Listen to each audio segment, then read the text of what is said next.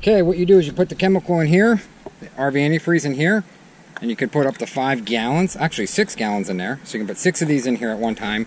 This is a Walmart tub. It was 10 bucks. This is a pump from Amazon, IEIK. It's a 41 watt pump, and you can get them for 16 or 17 bucks. I'll post the links to this below in Amazon. You can get the hose. I still have to get an end to this, but it's a bigger hose, a garden hose. I still have to get an end to this. But this, and I know this works because I tested it, but this is a regular hose here, a smaller hose with a brass. This comes with the pump, the brass fittings, and I just hose clamped it on there. Put this inside there all the way down, and then I hooked it into a Booster Genius, which is just a 12 volt source. So any 12 volt battery will work with this.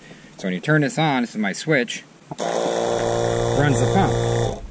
Pumps it from here out to here through this long hose that can hook to an RV, and right here. Then you can just put this is $1.50 this end on a hose. I bought a hose, and you have to put a male end because it's a female end on the RV. So get a male end hose, and then you just get this pump, and it's real small. It's still 109 psi.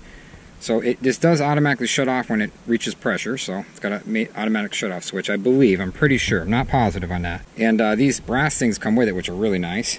And that's it.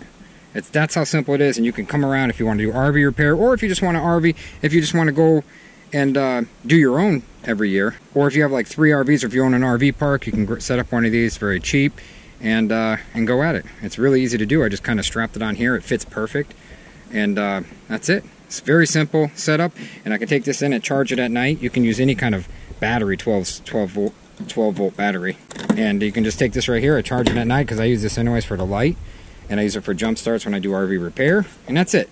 So if you like this video, like and share it.